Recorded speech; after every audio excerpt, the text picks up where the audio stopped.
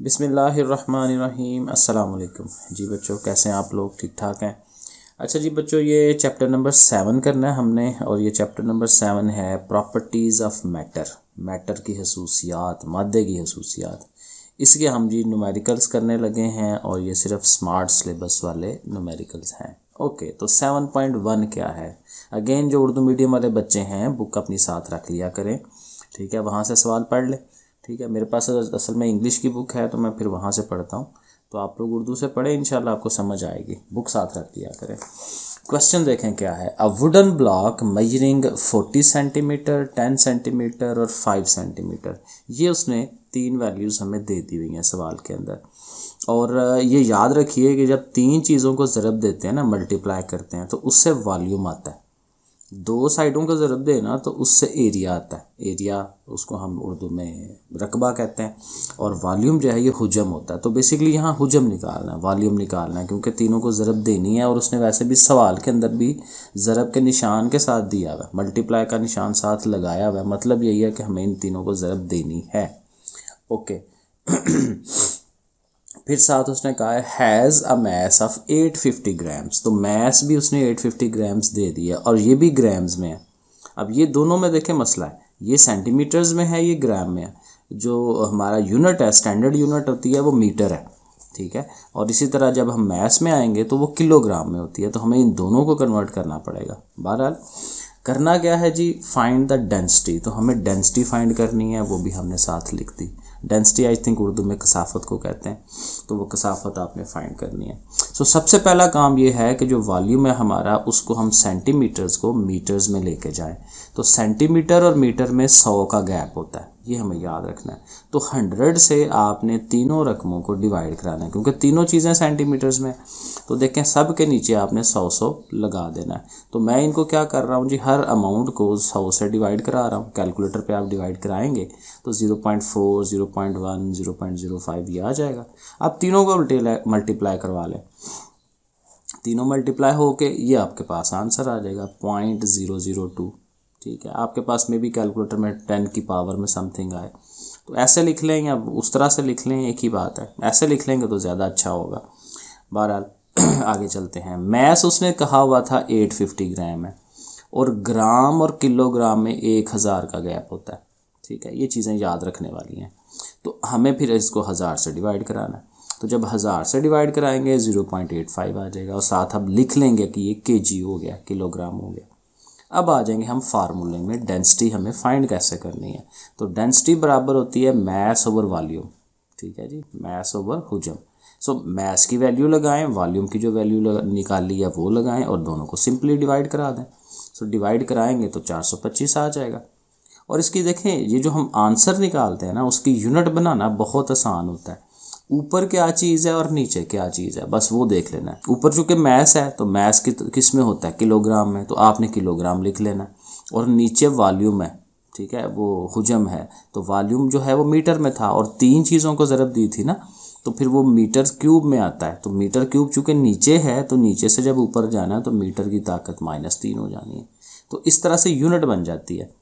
आपका जो सवाल है ज़्यादा अच्छा हो जाता है जब आप आंसर जो निकलता है उसकी यूनिट साथ लिखते हैं। बहरहाल ये हो गया 7.1। अब चलते हैं 7.2 पे। अगेन इसको पढ़ लेते हैं कि क्या लिखा हुआ है। 2 नहीं 3 है, ये मैंने यहाँ पे 2 लिख दिया। बेसिकली ये 7.3 वाला सवाल है। Okay, calculate the volume of the following object. So simply हमें वॉल्यूम निकालना है, वी फाइंड आउट करना है, वो ऊपर हम लिख लेंगे, क्वेश्चन मार्क लगा लेंगे। अच्छा, साथ क्या है जी, पहला सवाल जो है वो कह रहा है एन आयरन सफ़ियर, एक आयरन का गोला है, लोहे का गोला है, of mass 5 kg। So mass उसका जो है वो 5 kg है, वो हम लिख लेंगे 5। अच्छा, फिर density of the iron is, और उसकी आयरन की डेंसिटी भी साथ उसने दे दी है, 8200 kgm जो भी है उसकी यूनिट। तो ऐसे करके उसने लिख दिया। तो हमारे पास देखें मैस भी है, डेंसिटी भी है, तो हमने डेंसिटी वाला फार्मूला लगाना है, तो वहाँ से वॉल्यूम निकाल लेना है। तो डेंसिटी के फार्मूले में D = m/v होता है। तो हमें तो v चाहिए, तो v को उस साइड पे ले जाएंगे, d उधर आ जाएगा। तो v और d ने अपनी जगह चेंज कर लेनी है, तो d इधर ओवर में आ गया। तो अब सिंपल हमें क्या करना है, मैस को डेंसिटी से डिवाइड कराना है। तो मैस की वैल्यू ऊपर लिखें, साथ नीचे डेंसिटी के लिखें, डिवाइड करा दें। सो डिवाइड करा के आएगा 6.09 इंटू 10⁻⁻4 और उसने फिर इसको राउंड ऑफ किया हुआ 9 को, जाहिर है 9 बड़ी अमाउंट है तो इसको छोड़ के यहाँ 0 की जगह 1 ले आया, यानी ऐसे करके लिखा हुआ है 6.1 इंटू 10⁻⁻4, ऐसे फिर आंसर लिखा हुआ है। तो आप ये ऐसे लिख लें राउंड ऑफ करके, तो ये पहले पॉइंट उसका जो पहला पार्ट है उसका आंसर आ जाता है। इसी तरह दूसरे पार्ट में भी ऐसे ही उसने पूछा हुआ है कि कोई चीज़ है तो उसका मैस जो है वो 200 ग्राम है। अब ये ग्राम में दिया हुआ है उसने मैस, तो अगेन जैसे पीछे सवाल में किया था कि ग्राम और किलोग्राम में 1000 का गैप है, तो हमें 1000 से डिवाइड कराना है, तो डिवाइड कराएं 1000 से, 0.2 आ जाएगा। अब ये केजी में आ गया, डेंसिटी उसने दी हुई है, वही फार्मूला V = m/d लगाएंगे, मैस ऊपर डेंसिटी नीचे, सिंपली डिवाइड कराना है, तकसीम कराना है। कैलकुलेटर आपको ये 10 की पावर में आंसर दे देगा, ठीक है, क्योंकि ज़ाहिर है वो ऊपर छोटी अमाउंट है ना, तो नीचे बड़ी अमाउंट है, तो बड़ी अमाउंट जब डिवाइड कराती है तो आंसर और बहुत छोटा आ जाता है, तो इसलिए वो छोटे आंसर को वो 10 की पावर माइनस में वो शो कराता है। तो बहरहाल कैलकुलेटर का ये काम है, जब आप करेंगे तो वो खुद ही दे देगा आपको इस तरह से। और अगेन चूँकि हम वॉल्यूम निकाल रहे हैं तो वॉल्यूम का फार्मूला, उसकी जो यूनिट है वो मीटर क्यूब होता है, क्योंकि 3 चीज़ें मीटर्स की ज़रब खा रही होती हैं। बहरहाल आगे चलते हैं, अब ये थ्योरी है साथ साथ उसके। ओके जी, 7.5 करना है। ओके देखते हैं 7.5 में क्या चीज़ लिखी हुई है। Okay, a student presses her palm, अपनी हथेली के साथ जो है ना प्रेस कर रहा है एक student, thumb with a force of 7, अच्छा थंब लगा रहा है, पाम भी लगा रहा है, थंब भी लगा रहा है। ओके बहरहाल, सो बेसिकली फोर्स लगा रहा है 75 न्यूटन की, तो हमने साथ ही लिख देना है कि फोर्स उसकी 75 न्यूटन है, ठीक है। How much would be the pressure, तो प्रेशर कितना होगा, यानी कि P हमने फाइंड करना है। हैविंग कॉन्टैक्ट एरिया, तो एरिया जो है उसने दिया हुआ है 1.5 cube square centimetre square, 1.5 centimetre square.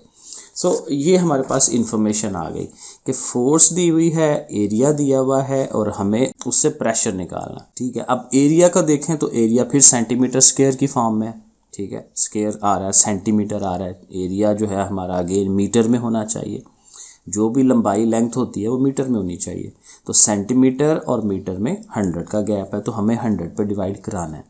2 दफ़ा क्यों करवा रहे हैं, क्योंकि वो स्क्वायर है, क्योंकि जब हमने एरिया निकाला होगा तो 2 लंबाइयों को हमने मल्टीप्लाई किया होगा ना, तो इसलिए चूँकि स्क्वायर है तो 2 दफ़ा आप करेंगे, ठीक है, 2 दफ़ा डिवाइड। अब 2 दफ़ा 100 से डिवाइड कराएंगे तो ये अमाउंट आएगी।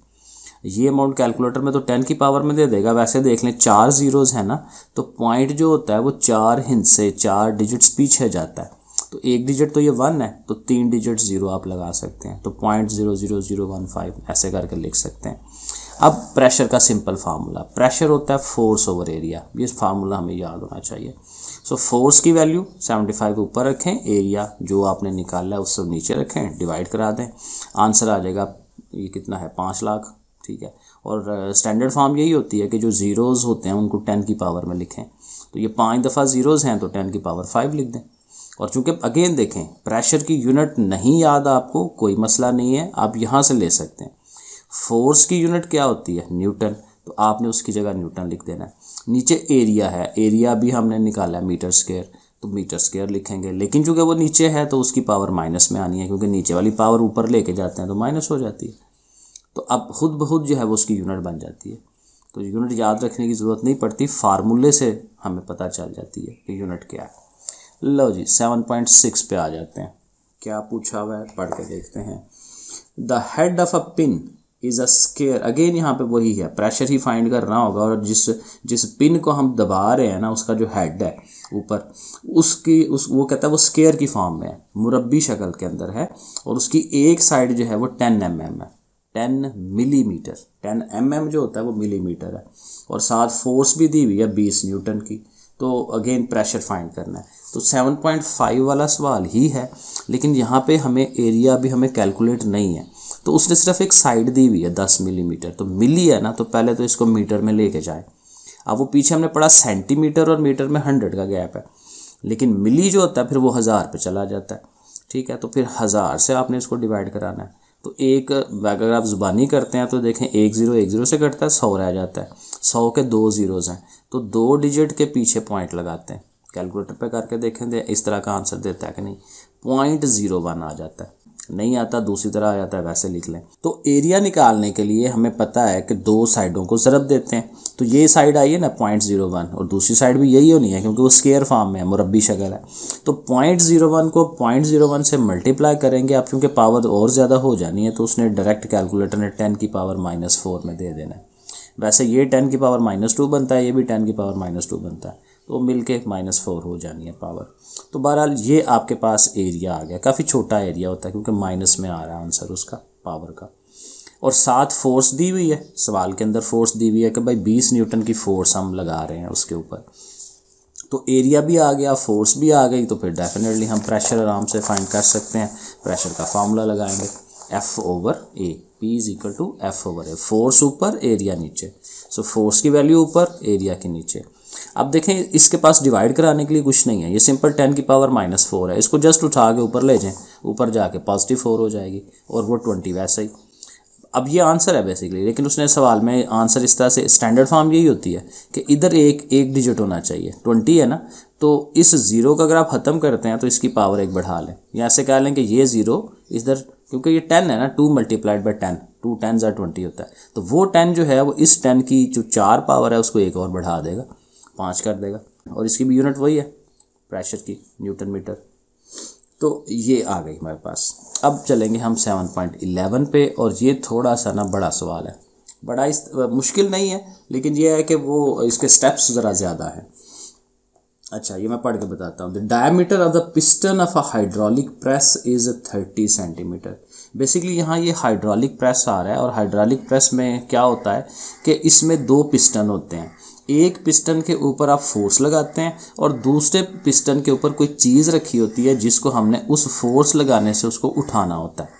ठीक है। सो बेसिकली इस सवाल के अंदर 2 फोर्सेस होती हैं और 2 हमारे पास एरिया होते हैं, क्योंकि 2 पिस्टन है ना, तो दोनों पिस्टन का एरिया निकलेगा और दोनों पिस्टन पे क्या फोर्स है। एक फोर्स वो जिसको हमने उठाना है और एक फोर्स वो जो हमने लगानी है। इसलिए इस सवाल में यही होगा कि हमने फोर्स जो लगानी है वो फाइंड आउट करनी है। ठीक है, ये सवाल पढ़ लीजिएगा, यही सब पूछी है। तो मैं आपको वैसे ये जो हल किया हुआ ये समझा देता हूँ। तो एक पिस्टन की उसने डायमीटर दे दिया 30 सेंटीमीटर। ठीक है, और वो अब चूंकि अगेन सेंटीमीटर्स में है तो हमें उसको मीटर में कन्वर्ट करना है। तो फिर वही बात कि 100 से डिवाइड, अब 100 से इसको तकसीम कराएं 0.3 आएगा। लेकिन ये डायमीटर है, तो डायमीटर से रेडियस निकालते हैं, रदास जिसको उर्दू में कहते हैं। तो रेडियस निकालने के लिए 2 पे डिवाइड, डायमीटर जो है वो बड़ा होता है, रेडियस उससे हाफ होता है, तो जब 2 पे तकसीम कराएंगे तो ये 0.15 आ जाएगा। अब ये रेडियस आ गया।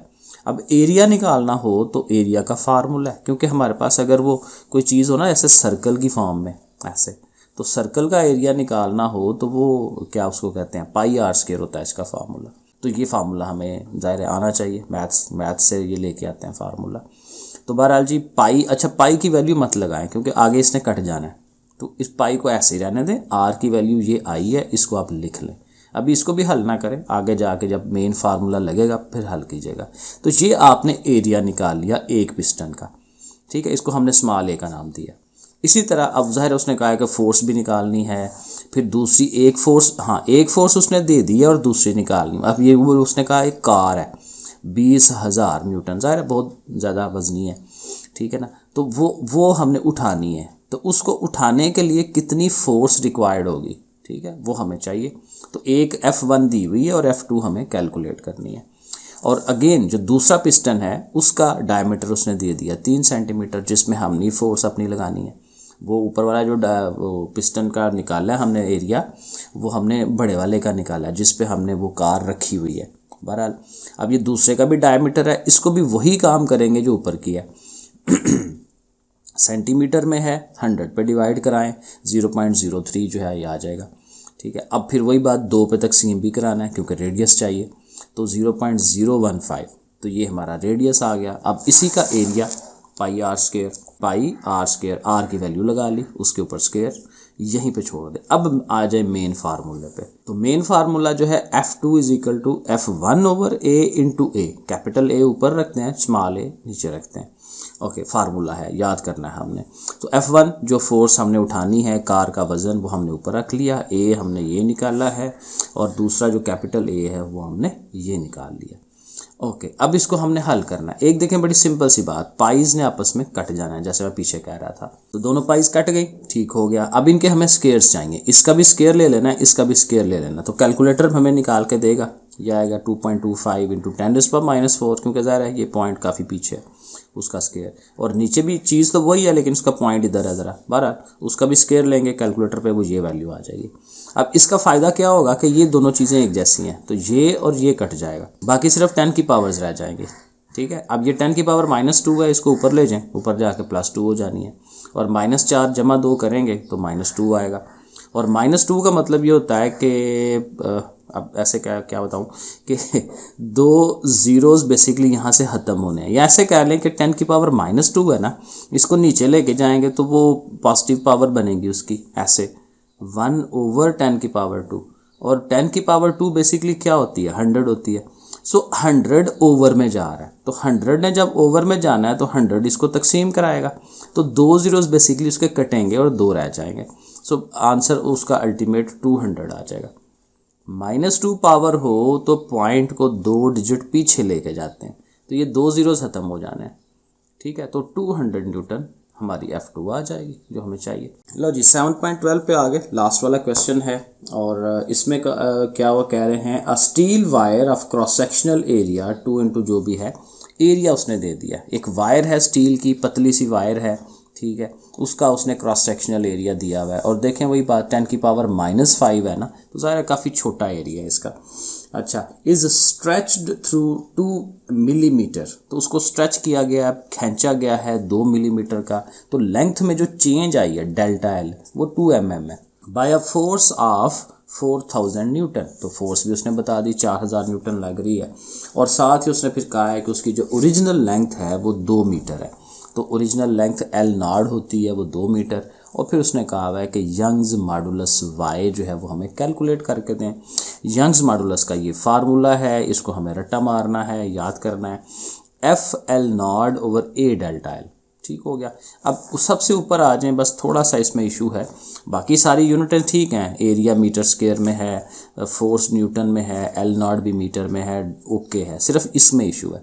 डेल्टा एल जो है वो मिलीमीटर है, तो मिली अगेन जैसे पीछे कहा था कि मिली जो है वो 1000 का गैप है, तो 1000 से आपने उसको डिवाइड कराना है, 0.002 मीटर्स में आ जाएगा। अब ये सारी वैल्यूज़ हमने उस फार्मूले में पुट करा देनी है। फोर्स की जगह 4000, L0 2 है, एरिया ये आ गया, डेल्टा एल 0.002 आएगा।